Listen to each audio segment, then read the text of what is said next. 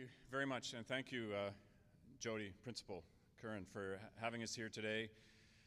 I think this is probably the first time that I know of that students from every single high school in Huron County and the southern part of Bruce County have been together in one place, and that's because of one person, General Romeo Dallaire, who is at the back of the room and who's going to be speaking to you very shortly. Now, I've been fortunate. I'm sort of trying to embark on a second career now, but my first career, I was a reporter, a journalist with the Toronto Star newspaper, and had the opportunity to travel to Rwanda, reported from Rwanda after the genocide, and came to know Romeo Dallaire in my capacity as a journalist, and traveled with him to Rwanda, to Sierra Leone, to South Sudan, to Congo. And I have to say, in 20 years as a journalist, he's the most remarkable public figure that I've had the opportunity to meet and to write about and to travel with. And journalistically, there were never any rules. There were never any conditions on being with Romeo Dallaire or talking with Romeo Dallaire. Just the most remarkable, open, public, transparent public figure I've ever met. Now, I know generationally, I teach journalism at Carleton University, so I meet a lot of people in their early 20s for whom Rwanda is something that's in the history books. You know, it was part of my lived experience as a journalist, but it's not part of your direct life experience. I assume you've come to know about it through school, through the movies, documentaries. And I just want to remind you of the incredible personage who is in the room with us. Romeo Dallaire was, as a career soldier, as a Canadian general, was appointed to command the United Nations peacekeeping force in Rwanda, which was supposed to be a routine mission. And I think even General Dallaire would admit he knew very little about Rwanda before he got there. Learned very, very quickly what was descending upon Rwanda. And the events of the 1994 genocide in Rwanda, I think, are one of the most enormous tragedies of the 20th century. And General Dallaire was there. He experienced that. He was essentially abandoned by the world community and left to his own devices to try and deal with that conflict. And it is to his credit the number of people that he managed to save. And in the 21 years now since the events of the Rwanda genocide, he has become, for me, I think the best phrase is to describe him as the ambassador of memory. He is one of the reasons that people of your generation even know about the Rwanda genocide, but even more so have come to know about events that he has made it his mission to champion in the 2 decades since. He's become, it's kind of ironic for some people that a soldier, a general, is now known really around the world as a humanitarian, as someone who's an advocate for peace, and particularly who has made it his new mission in life to look out for the rights of war-affected children and child soldiers. So I know that may sound teachy. I wanted you to, in case you haven't had a chance to read up on Romeo Dallaire, I wanted you to understand the person that you're getting the chance to meet today. I think it's beyond dispute that he is the most highly regarded Canadian alive on the planet today. I am convinced of that. So I'm very, very pleased, very happy to have him here with me today. He's helping me, but we also decided it would be a shame if he came to this area and didn't have the opportunity in a nonpartisan event to meet with students and to meet with young people. So that's why we've organized this event today.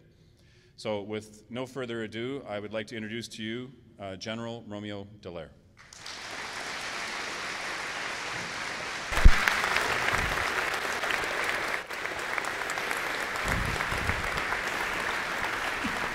Let's go.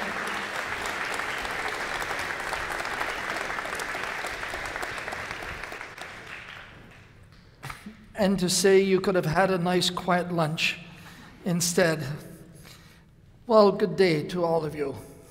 And good day to you, the future leaders of this great nation of ours.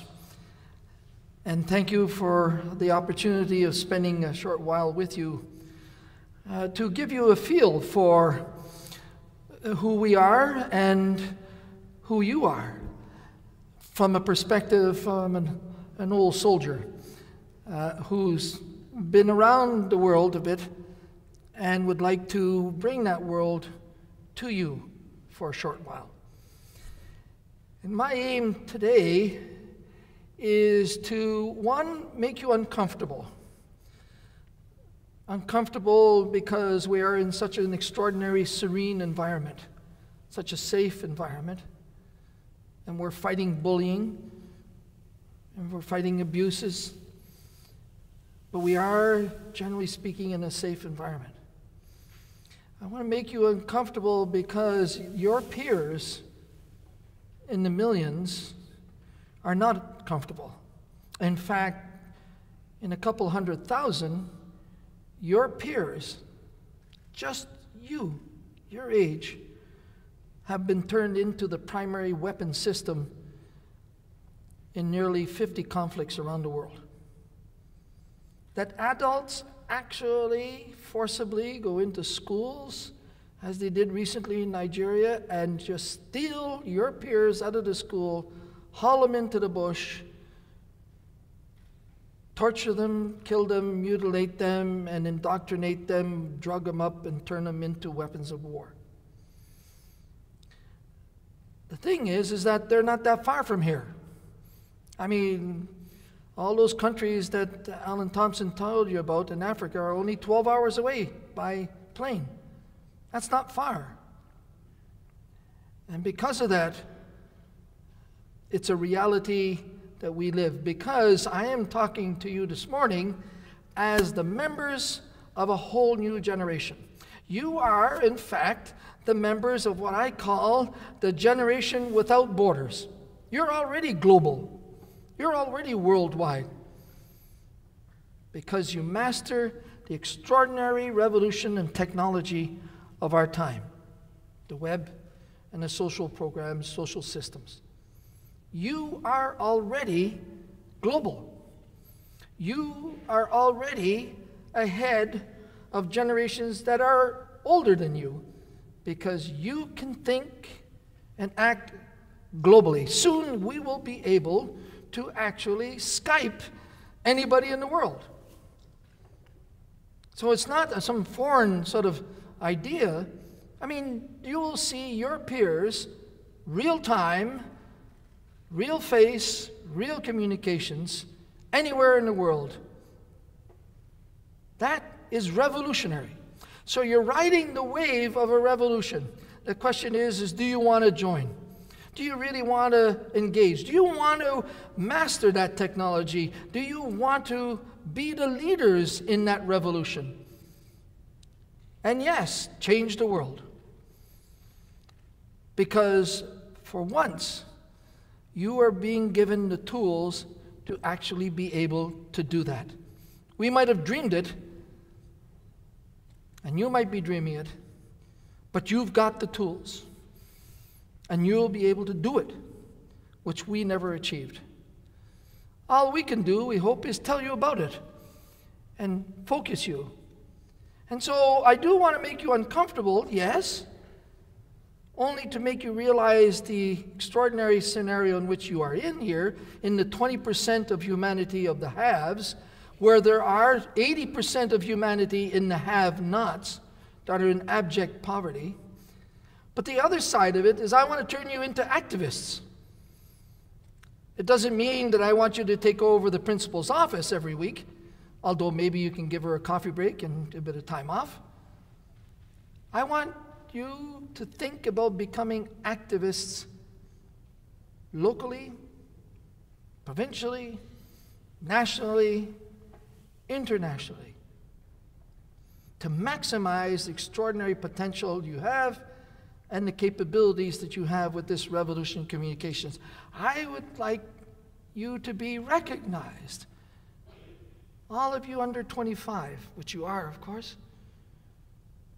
You are the generation without borders that can, in fact, influence the world. And one of the great ways of doing that is by joining or creating your own NGO, non-government organizations.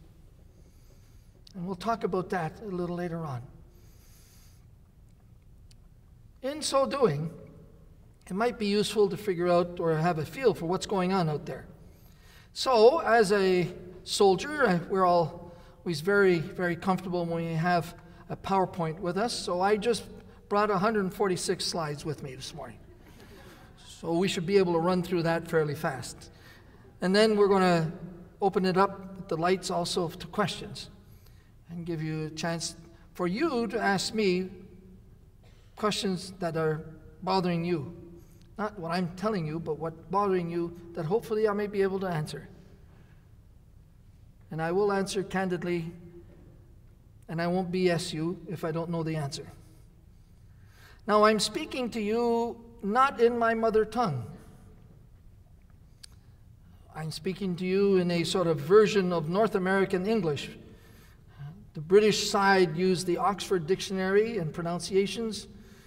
The American side used the Webster Dictionary and pronunciation. And me, as a French Canadian, I'm not allowed mixing both.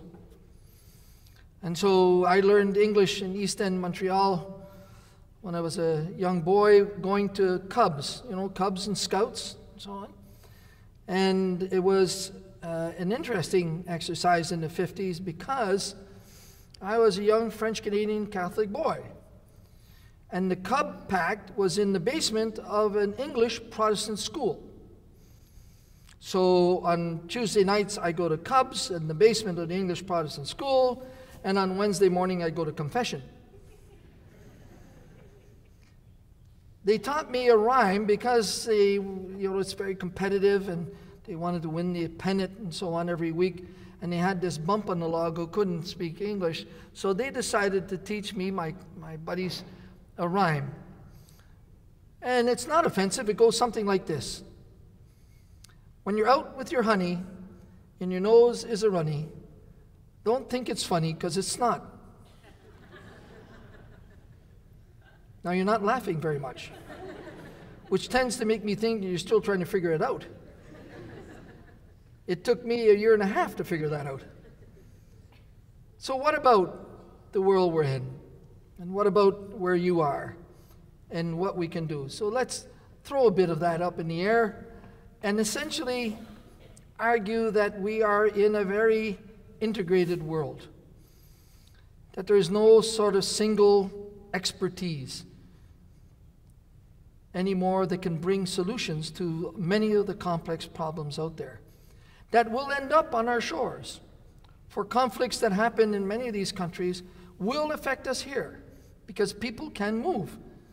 Not only the refugees, but the immigration, and the conflicts in those zones create problems that can go across the oceans, pandemics, extremism, and in so doing, can affect us right here, can influence us here to even be recruited, to want to join something that they're not necessarily giving the full information of what it means, as we're seeing now with ISIS and some of the conflicts in Syria and Iraq. So what about our era? What about where we're at? And I thought I'd use a great American philosopher to help me make the case. This guy who played baseball said about 60 years ago that the future ain't what it used to be because he couldn't predict it anymore. Things were changing too fast. And he felt very uncomfortable with that. Well, if he thought things were changing fast then, that's nothing compared to what's going on now. In those days, we had 20 years to build a career and to do our apprenticeship after we graduate. You don't have that. You'll go from here to college or to community institutions, colleges. You'll gain skills and knowledge and experience, and you'll go off. But you're going to have to stay on your toes, because things change so fast that you've got maybe 4 or 5 years before things change again and keep shifting all the time. And because of that, it's going to be demanding to stay ahead of the game, particularly if you want to lead it, particularly if you want to change it, and not simply be a bump on the log and waiting for something to happen. And so the challenge is there. You graduate out of the high schools, you enter a whole new dimension that the future is not certain, because it's so difficult to predict now. But what it does offer you, that didn't offer us, is the opportunity to change it. Because if things are in flux, that means you can influence it. If you can anticipate what's coming and get a feel for it, you can actually change it. In our days, you couldn't. There was all the traditions and all kinds of constraints, and we didn't have the technology. That's not the case now. It's up to you to decide whether or not you want to involve yourself or not. And so the challenge is what's out there. And I thought I'd throw up a couple of revolutions. I like the term. I'm not a soldier anymore, so I can use that. If I was a soldier talking about revolutions, then maybe you want to throw me in jail. But now I'm just an old guy talking about it. So here are three interesting revolutions that really took off in the 90s. But we're still at the start of them. It's not as if they're finished. We're still at the start. First one's in the environmental revolution.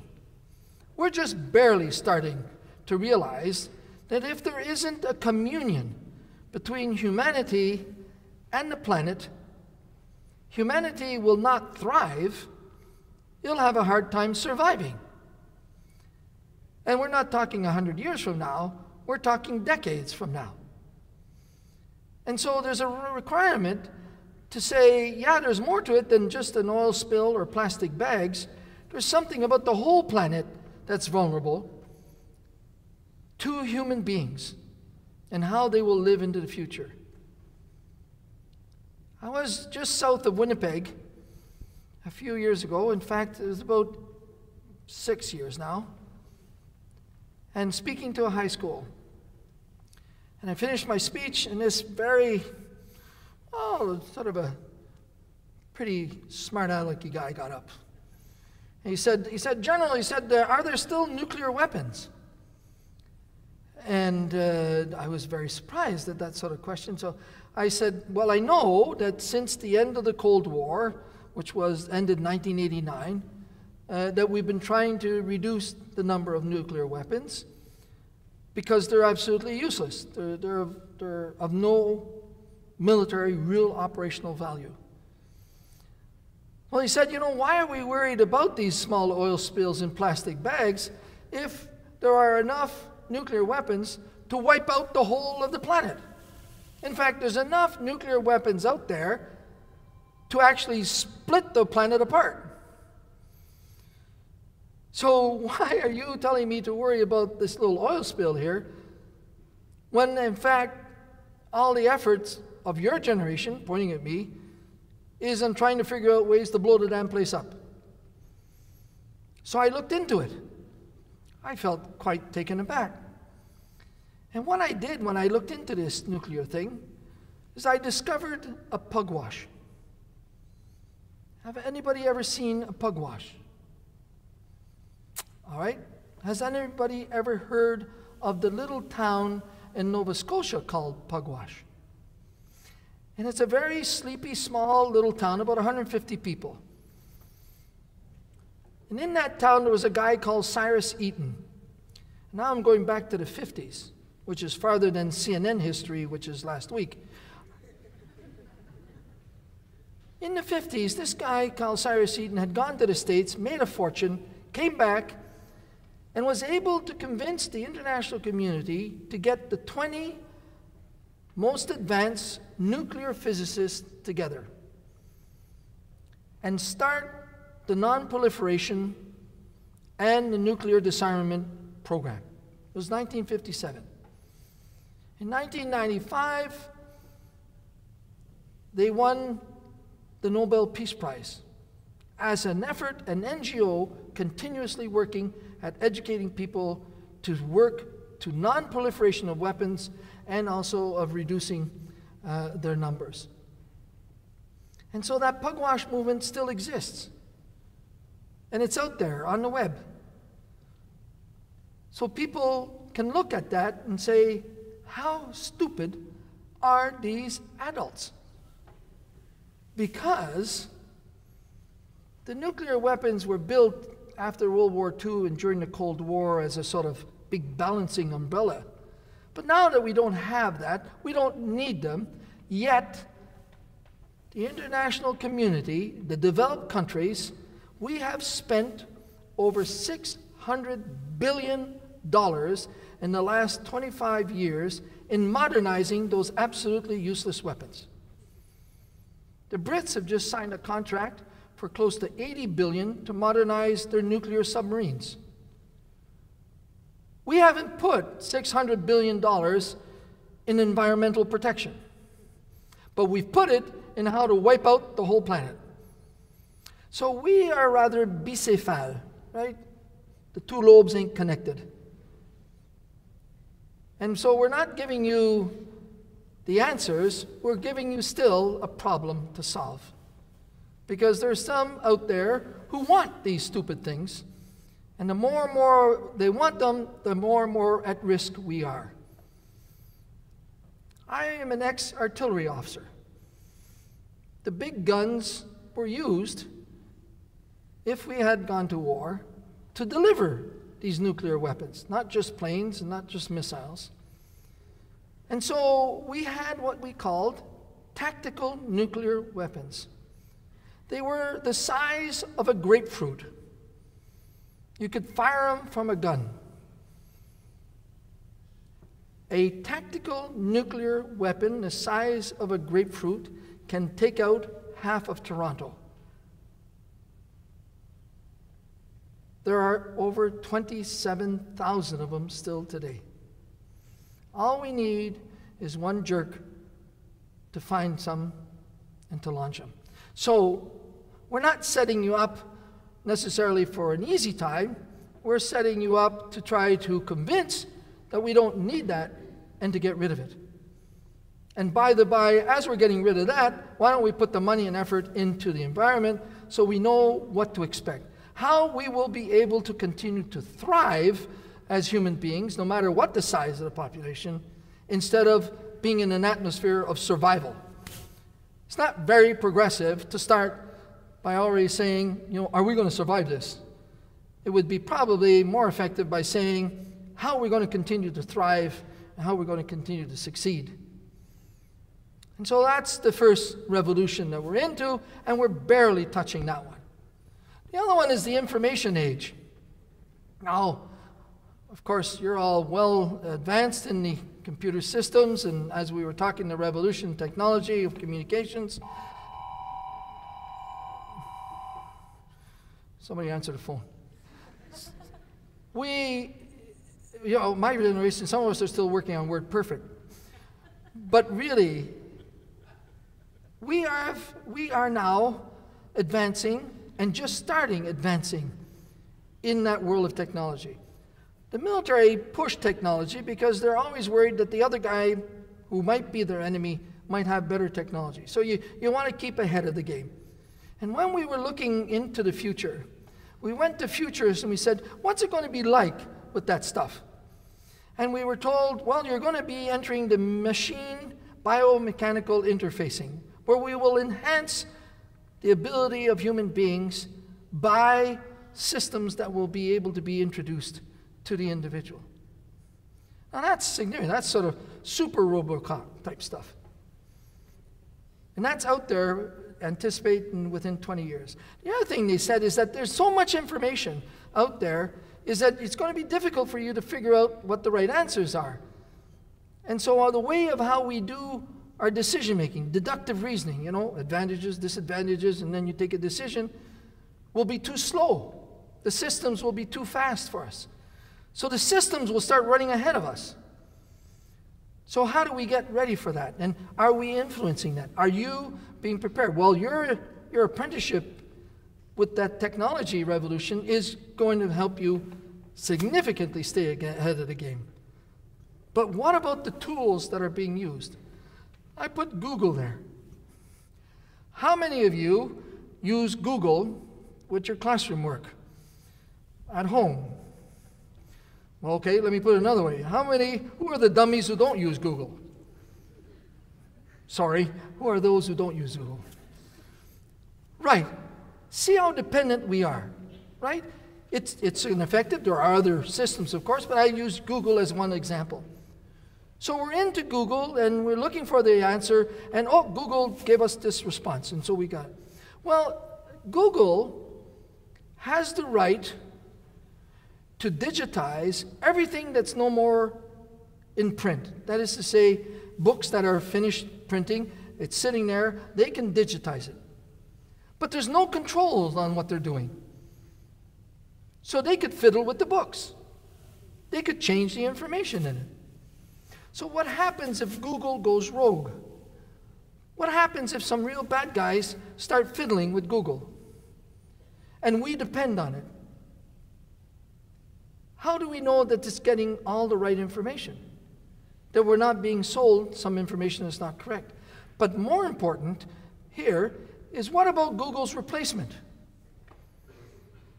Who's controlling that?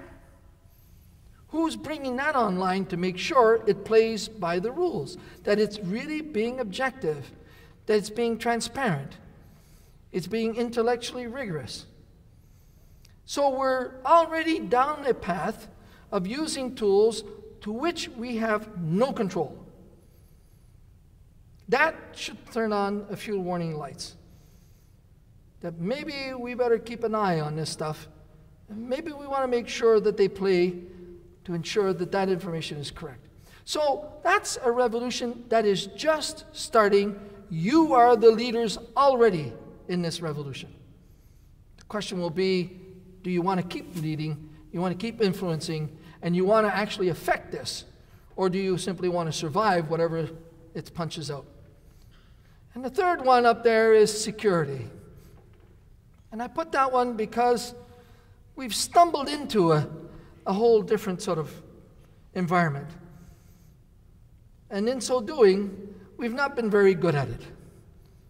In fact, we're still trying to do a lot of on-job training, of figuring out who are the good guys, who are the bad guys, figuring out why is this country imploding? Why is this country failing? Why is there a civil war? Why are there mass atrocities, even genocide, ethnic cleansing? Why is that happening?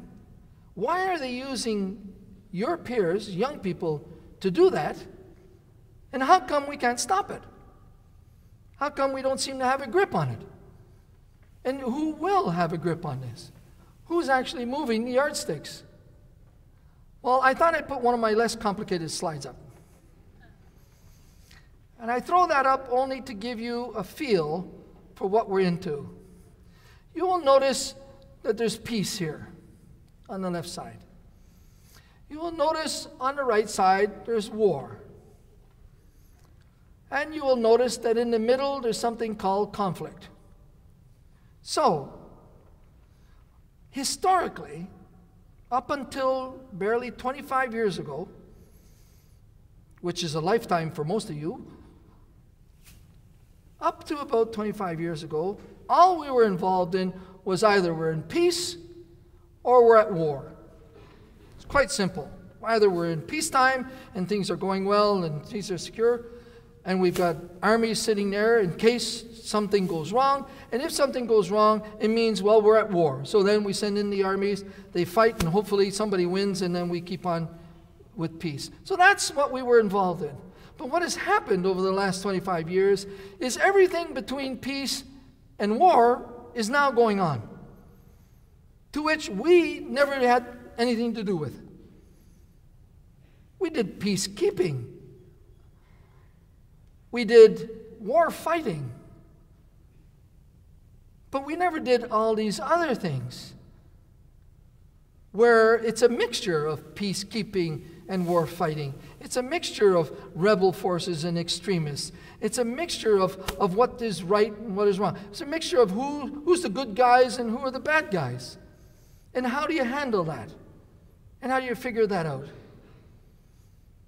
How come all of a sudden everything in between is creating so much havoc? And a lot of that is because the big concepts of big armies and war is gone, and the sense of peace is difficult to get, to sustain, to hold together, because of all these other pressures, like poverty, like rage by those who have not, and by the inability for them to live decently. It's by ethnicity being abused. It's by tribalism. It's by using religion as an excuse to go after people to gain power and even destroy them. There's only one person over the last 25 years who actually brought the big religions together. And that was Pope John Paul II. And it was just after the 9/11 catastrophe in New York and in Washington. And what he did is he brought the 5 big religions together in Assisi in Italy. And he did that in January of 2002. Just a few months after 9/11. And what he did,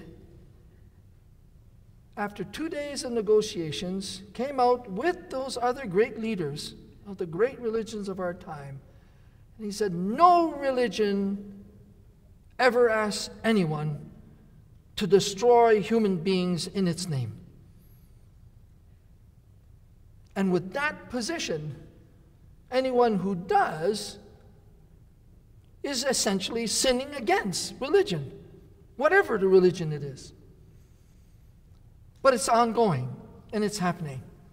With ISIS, as an example, with Boko Haram, but Al-Shabaab, where they are using that as a tool to influence in order to gain power. So where we're in is something a lot more complicated than somebody in one uniform sitting on one side of the street, somebody in another uniform on the other side, and they hope they don't have to shoot each other, but if the politicians mess it up, maybe they have to.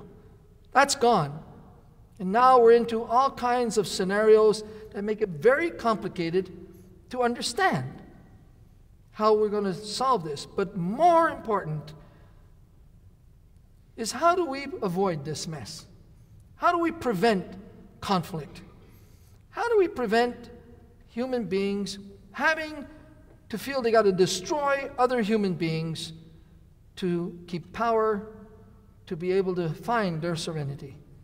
There's got to be a better way than simply destroying other human beings.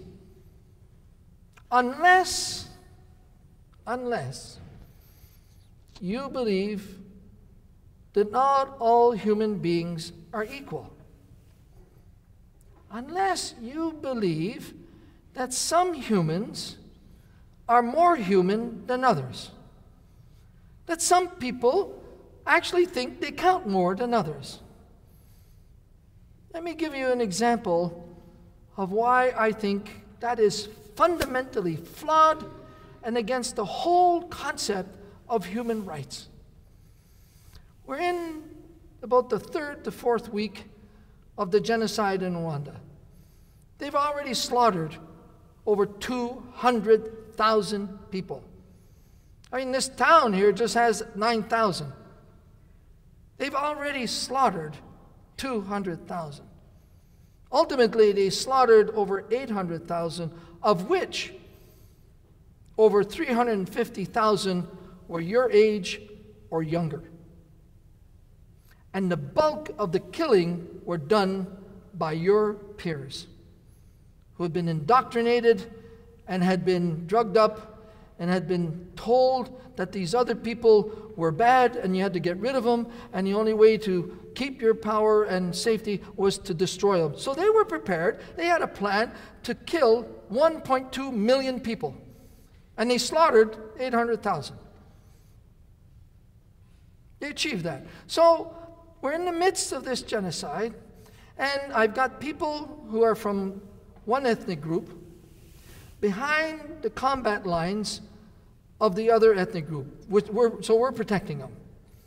And we've got exactly the opposite on the other side, okay?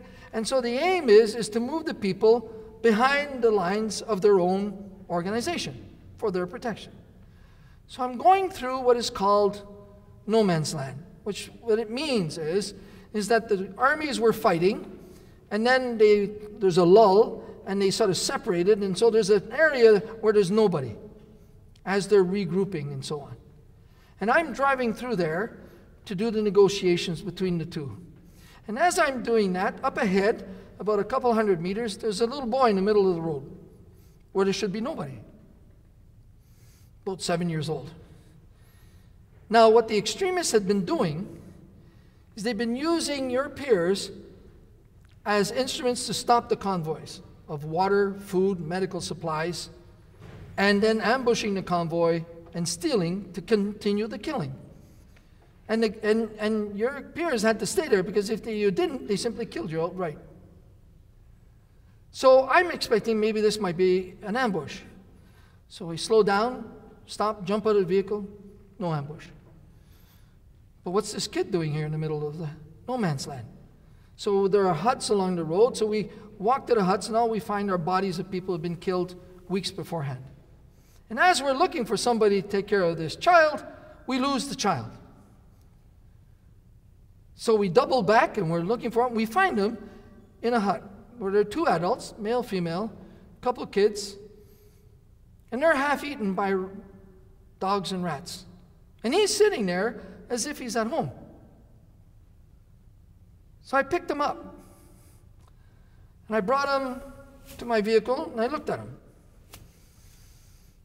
His stomach was bloated because of malnutrition. He was in rags. He was dirty, smelly, mangy, flies all around him. But then I looked into his eyes. And what I saw in the eyes of that little boy, in the midst of that civil war, and that mass destruction, that genocide, was exactly what I saw in the eyes of my 7-year-old son when I left Quebec City for Africa. They were the eyes of a human child, and they were exactly the same. That little boy, in the midst of that destruction and that war, was just as human as my son back home. They were the same. That kid counts just as much as my son. Those peers of yours in those countries count just as much as human beings as you do. But why do we treat them differently? Why do we take decisions that make them different? When I was trying to stop a genocide and they were pulling all my troops away, being left with about 400, where there were more people killed, injured, internally displaced, refugeed, and raped in 100 days than in all of the ex-Yugoslavian campaign at the time. We poured 67,000 troops into Yugoslavia, and I couldn't keep 400. What was the decision? How come for Europe we put all those troops there to protect these people, but for sub-Saharan Black Africa, nobody? Is it because they're not as human? Is it because they don't count as much? Is it because it's not in our self-interest? We don't know them really. We just use them. We use the resources from there. And so, ladies and gentlemen, we've been taking decisions over the last while that have set up a pecking order in humanity by either our actions of doing something or our inaction by not doing something. Because not doing something is a decision. I mean, if you don't do anything, you've decided not to do anything.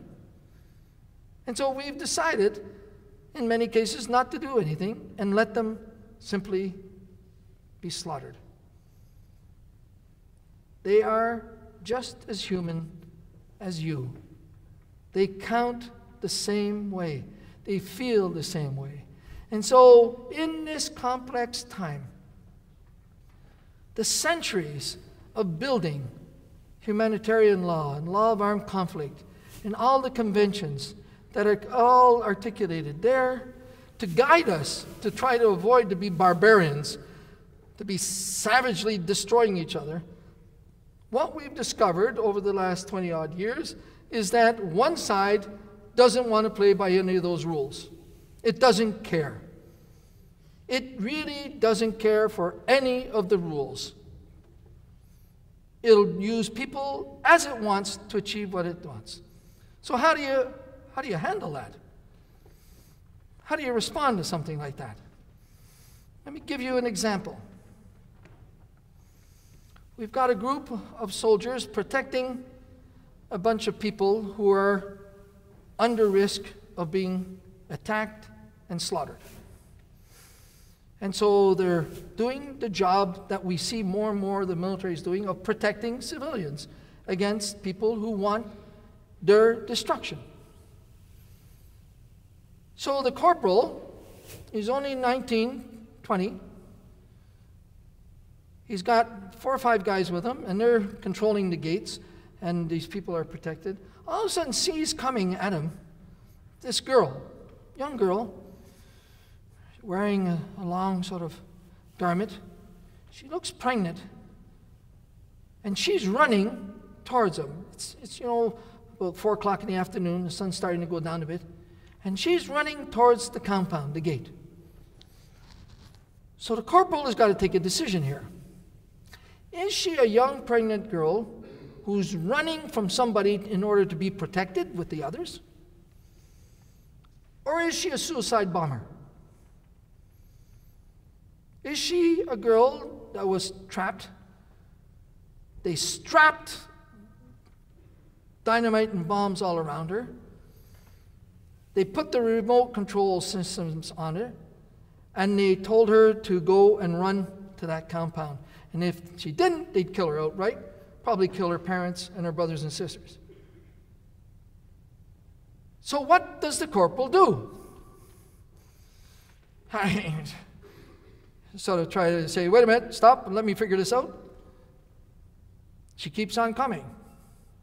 So what happens if he says, there's been too many of these suicide bombers, and the risk is too high, and she won't stop, so he shoots her. But she was an innocent pregnant girl looking for security. How do you live with that decision? How do you influence the situation to make it better?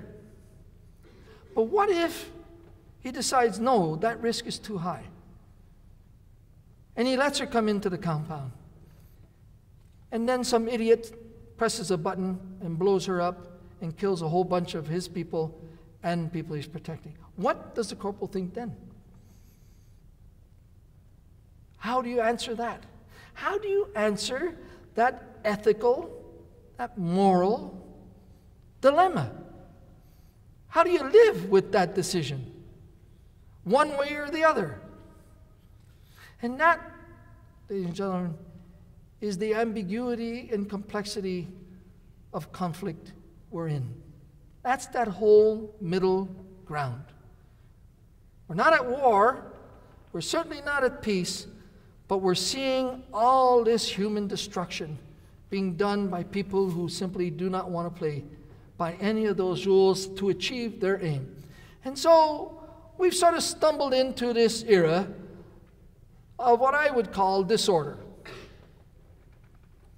And the disorder comes from the fact that 80% of humanity is still in abject poverty. And that poverty, ladies and gentlemen, is the source of rage by them as they get to know more and more the opulence in which we live in. It's true, we work hard for it. It's true, we master technology because we study and we work at it. It's true, we believe in human rights and we don't want to subjugate anybody else. We have no ambition of being an imperial power, although we've really messed up everything we've done with the First Nations and the Aboriginal people of this country. I sat in the Senate on the Aboriginal People's Committee that looks at legislation regarding Aboriginal people. There is a law called the Indian Act that came in the late 1880s. This law is a law in which we adjust the needs and help, apparently, the Aboriginal people. There are over 1 million First Nations Aboriginal people in this country now, and they're the fastest growing population in this country. The first line of that law reads, "This law has been instituted to assimilate these people." Assimilation means destroying. It means cultural genocide. It's still there on the books, still today. So we haven't really sorted that problem out. But we don't have an ambition to go after anybody else. And so with that in mind, the question is what are we doing about that 80%? How are we attenuating the rage there, the envy they have towards us? And then we've seen ethnic cleansing and genocide where extremism has gone to the maximum. We have seen global terrorism, and it comes knocking to our doors, and it's recruiting here, even in this country, through the social medias, recruiting your peers, not recruiting me, it's recruiting your peers to join in that extremism. And of course, we got those idiot systems of nuclear weapons. So how's that for a package for you to graduate with? A package for you to sort out. It is solvable. You can solve it. You can move us away from this concept that has come in that all humans are not necessarily human and that we treat some human beings simply as a thing, as a resource. It just doesn't count as much. A girl in a country that is in war zone isn't really important or significant. She's just an object to be abused, destroyed, because she's from another ethnic group. She's from another religious group. She's from another tribe. As if, because of that, she's not as human as you. And in so doing, that permits you to do that. That's not Halloween. That's fact. In one site, there are over 50,000 bodies. In one site. They fought for months, and they were destroyed piecemeal over those months. They ate grass. They sucked on leaves to get water. They hid under decaying bodies to try to protect themselves. And they were destroyed to the last one. And the women were mutilated and raped to the last one.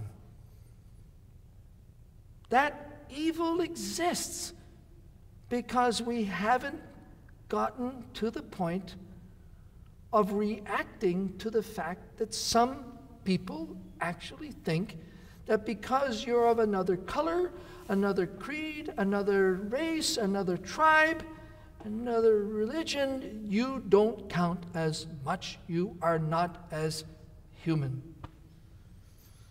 Well, you can sort that out by eliminating, to start with, right off the start, eliminate one word from your vocabulary, from your lexicon. Eliminate the word tolerance. Who are you to tolerate somebody else? What gives you the right to tolerate somebody else? Respect. Respect means you're equal. Respect means you expect to be treated as an equal, and you will treat the other as an equal. Whether you like their face, what they stand for, or not, you will respect them. That will go a long way in turning some into less human than others. And so, we have some real interesting ambitions out there, and we do have some pretty serious problems. There is no doubt. But I would only like to argue that there are solutions to some of these extreme scenarios. There are solutions to arming boys and girls to fight adult wars. There's another way to go about it, that we don't need nor must we be allowed to do that recruitment, where 40% of all child soldiers are girls. When Alan Thompson and I were in Sierra Leone in 2001, at the end of 11 years of war, when the peacekeepers were coming in and we're trying to extract some of these kids out of these rebel forces, in those days there, we could demobilize 10 boys for every girl. Why? Because girls were far more useful than boys.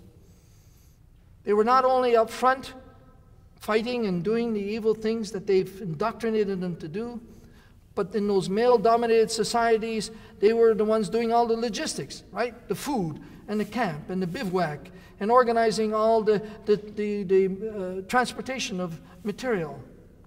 And they were also the sex slaves and bushwives to the adult leaders. They were far more useful than boys. To think that that's how adults sustain war, by using children, young people. And so I think we can work at this complexity and ambiguity that's out there. I think we can do it without having to kill nor be killed.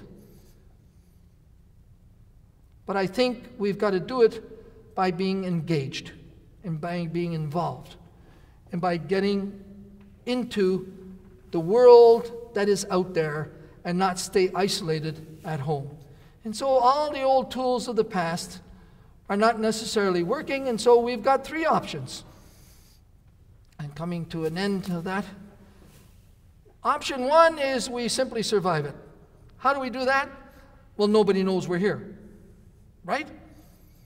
Any of you ever watch an American weatherman's sort of program and look at the map? What do you see when an American weatherman's looking at the map of the United States? What do you see north of the United States? Nothing. They don't even write Canada. I had a very, very powerful industrial man when I was at University of Southern California who had just given $200 million to the university. A smart man. And he said, "Oh," he said, "you're from Canada." I said, "Yes, yeah, Canada." He says, "Do you guys got cable up there?" This guy was serious. So, because of that stupid question, I didn't want to insult him too much. But I said, we had to go to cable because the satellite dishes were simply not staying stuck on the igloos. For just a nanosecond, I could see in his eyes that he was about to believe me. And then he realized that I was pulling his leg. That mere fact that he thought it might be right is scary. Why? Because Canada, out of the 193 countries in the world, we are part of the 11 most powerful nations in the world. We didn't want it. We worked at it, and we've become it. The potential of this country is still untapped. And yet, one of the 11 most powerful nations in the world is north of the United States, and this guy cannot believe that there's a country north of Vermont. Smart man. So we can get away with it probably because they don't know we're here. But I don't think that'll work anymore with all the communications. The other option is we'll build a wall. After 9/11, the Americans said, you guys up there are a civ, so what we'll do, we'll build Fortress North America. We won't let anybody in who's got a black mustache, and keep pushing it and become a police state. And if we don't watch it and look at some of the laws that are coming out, we might be going down that route. We're fiddling with our civil liberties all the time. We're fiddling with our human rights. We let torture. We fiddle with international conventions like the Geneva Convention in regards to combatants by Guantanamo Bay. We put a child soldier in jail for over 10 years who's just been released, who got sucked in by his dad at 13, indoctrinated, got shot twice in the back, and then we accuse him of having killed a soldier. And we leave him in jail. We're the only country that left a child soldier in Guantanamo Bay. Every other country, Australians, Brits, they all took him home. Yet, what is really galling is that there's an optional protocol on child rights that says nobody under the age of 18 is to be used and trained into military or any types of operations. We're the ones who launched it, and it was approved in the year 2000. We're the ones who are behind that international convention of which over 160 countries have signed, and when we were tested, we failed. So, a bit of a problem there. So I would say that building a wall, that ain't going to work either. The solution is to go where the problem is, which is where you come in. I think there should be some sort of rite of passage after you graduate from high school. Or maybe you want to wait till after your undergrad degree or whatever college capability you want to go after. I think there should be, for the generation without borders, a rite of passage that says that underneath your bed there's a pair of sneakers or boots that have been soiled in the earth of a developing country, have been soiled in the earth of one of those 80% countries, where you went for 2 weeks, 3 weeks, a month, 2 months, you scrounged some money, you went and you saw, you smelled, you touched, you heard, you felt the pulse of what that abject poverty, that rage is. And you bring that back here. And with the power that that gives you in your gut and through your eyes, you passionately engage in having people change how they see humanity and how they advance human rights. You can do it. And I think you should. Or you can join this guy. Stay home and say, hey, it's not my fight, to hell with it. Ladies and gentlemen, there isn't a conflict on earth today that will not affect us here. The era of where it's all far away ain't there anymore.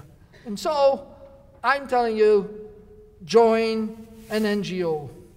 Create an NGO. You see those guys? Well, I'm sitting there over a decade ago where I'm working on war-affected children for the minister. And all of a sudden the door flings open in my office and these 3 guys come in. They're 19. One was 20. Junior college. And they got big red noses on them. 3 of them. So I thought I was being recruited by Cirque du Soleil. So I said, well, geez. So the first thing is, being a soldier, and we're not very eloquent, I said, "Who are you clowns?" And he said, "That's right. We're Clowns Without Borders."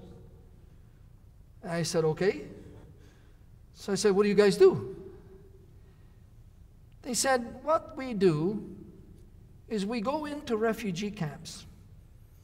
We go into internally displaced camps where there are thousands of young people, and we teach them games. We teach them how to laugh. We teach them how to try to survive the horrific conditions in which they find themselves." So the NGO world can touch every facet of humanity. They're there in the thousands. And if the NGO organization is too snooty and too smart and too uppity to want to recruit you or use you, create your own NGO. It's just a bit of paperwork. But it calls for commitment. It calls for you to get off your butt. It calls for you to get engaged. It calls for you to be part of the vanguard of changing the face of humanity. And you can do it out there, but you can also do it back here. And I am going to end with the following.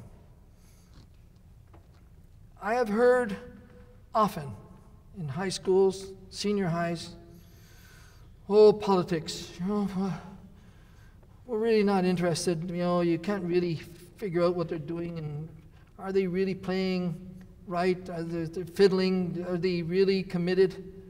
And so there's a sort of abdication, sort of getting away.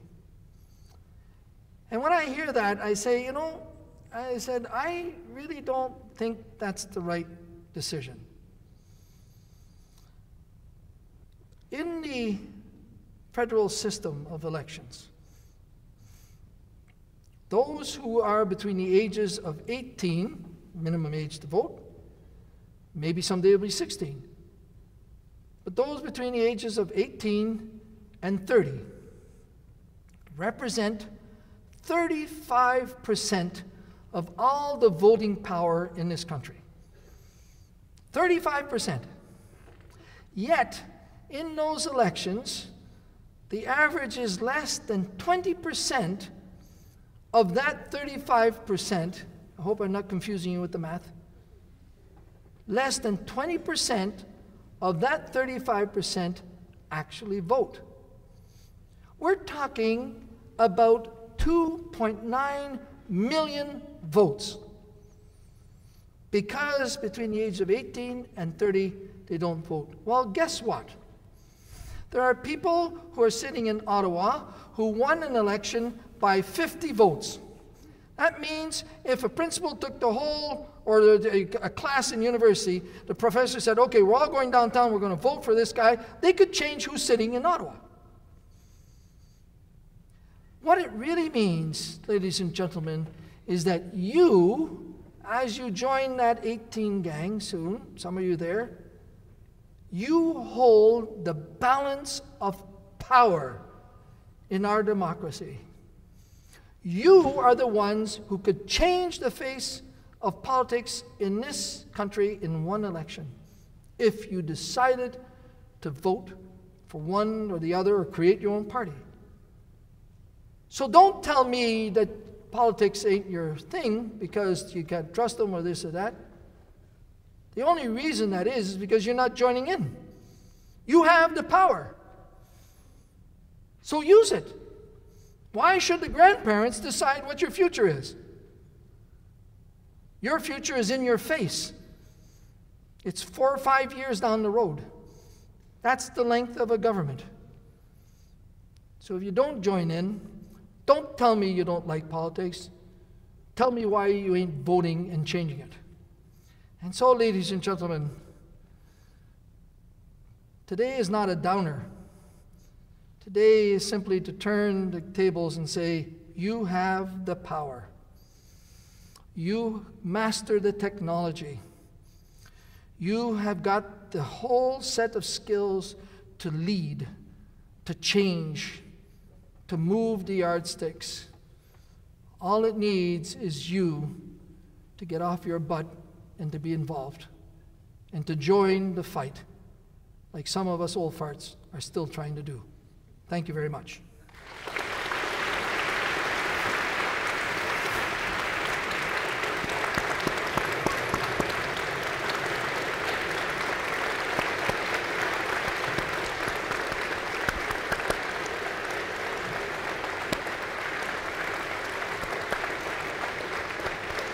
Okay.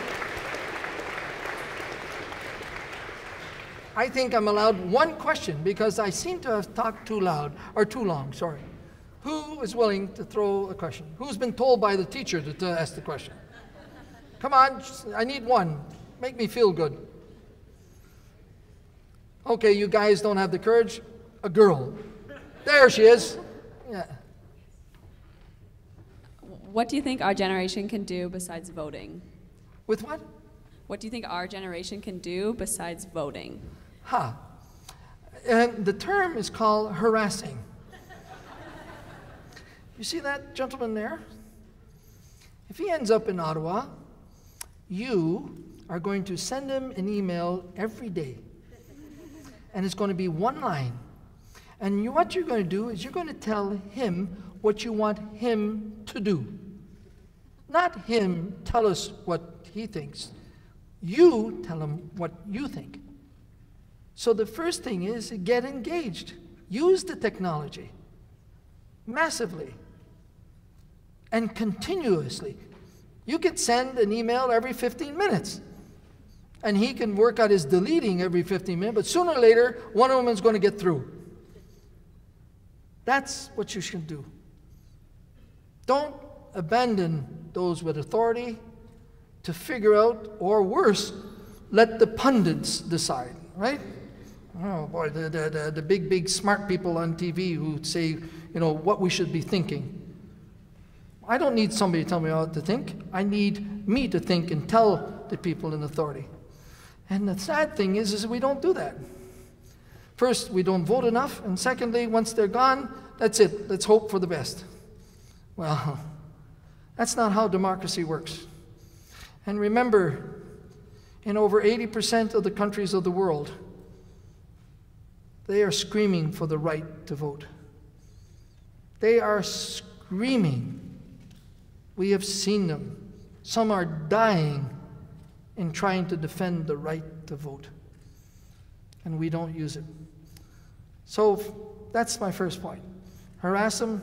And second point is get out there in the field and bring back what you see and educate your parents, educate your buddies and girlfriends, and influence others to join you in advancing humanity, because you soon will be able to Skype the whole of humanity, and you won't be able to hide anymore.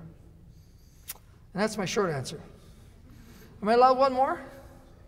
Well, who else? Where?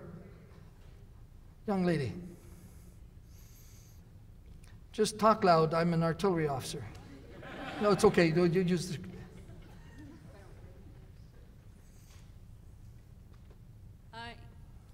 Yep. I think it's on. Anyway, you have been such an inspiration to me personally. And after seeing you here today, I've seen that you've been inspired by many people, by many things. So what have we as a generation of young people done for you to enlight that spark in you to keep us going and to keep you driving to do all of the amazing things you do? Because you've been through so much, and it's so difficult to see how you can continue to see light and continue to be enthusiastic about empowering everyone else. In the 21 years since the genocide, I have never had such a significant question, because never anyone has ever asked me that. And I think what keeps me going is the fact that you are there. is the fact that you are smart, awake, aware, that the potential that you have has not been tapped into yet, that the willingness to influence can still be nurtured,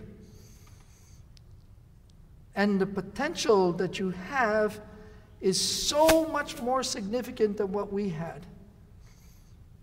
Is that even if only one of you out of this whole crowd goes and does some of the things I said, that will be, to me, success. If there are more than one, hey, I'll be in heaven. So thank you for that question. It's interesting, you know, what if I asked you very rapidly, if I may, what if I asked you the following question? An answer, you know, yell it out. What is significant about the number 2017? You're not allowed, you're a professor. Who invited him? Right. So what's significant about the year? 2017. Right? 150th anniversary of one of the most stable democracies in the whole world. Out of the 193, we are one of the most stable democracies in the whole world. Might not like all the politics, but we are still the most stable. But what else about 2017? Another prof. That's all I need. In 2017 will be the 100th anniversary of when your peers, some of them 16, a few of them even 15, snuck in, joined the army, went across the big pond, fought, bled, died to win a battle that changed us from being a colonial cousin. I'm from Quebec, and when a Frenchman tells me I'm his colonial cousin, I sort of want to punch him out. But when a British guy calls me a colonial cousin, I even want to punch him out more. I am nobody's colonial cousin. We paid in blood at Vimy Ridge to be recognized as a nation state, prepared to sacrifice for what is right. So you got this year coming, right? It's got 150th of the country, and it's the 100th anniversary of when your peers fought and won us the right to be a nation. So what's the plan? I mean, what do we got planned? When it was the 100th anniversary, in 1967, we had Expo 67 in Montreal. We built Centennial rinks, Centennial parks. We ate a lot of cake. I mean, what the hell? So, what's the plan for 2017? More important, much more important. If you remember that slide that says ambiguity and complexity, what's the plan beyond 2017, which is in your purview? What do we want to do with this country? What do we want to focus it on? What do we want to use this potential to influence the world, which we can, to advance humanity? What sort of guidance? Just give you a sort of a feel for what we think the future might be, so it can give you a bit better sense of security of where you want to go with things. Well, you know what? In 2007, I raised that in Ottawa. First of all, nobody knew what 2017 was. And then nobody had an answer. So that was, what, 8 years ago. Then, in 2012, I said, you know, we got 5 years to 2017. What's the plan? Still no plan. And so, ladies and gentlemen, we're barely 2 years away from one of the most significant years that we could maximize our potential and bring us all together and build their future and give a sense of what we want to do with each other and our technology. And there is no plan. You know what that's called? That's called lack of leadership. That's called no vision. That's called no shaping the future. That's called no anticipating the future. That's called hoping for the best. Well, ladies and gentlemen, hope ain't a method. Doing is a method. So let's hope we don't end up in 2017 not just eating cake, but having cake all over our face. Thank you very much.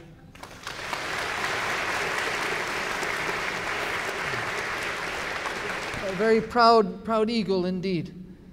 And so I wish you well. I wish you a lot of work. I wish you a lot of will to work. And I wish you to make the change that only you can do, because some of us are now running out of steam. Thank you very much.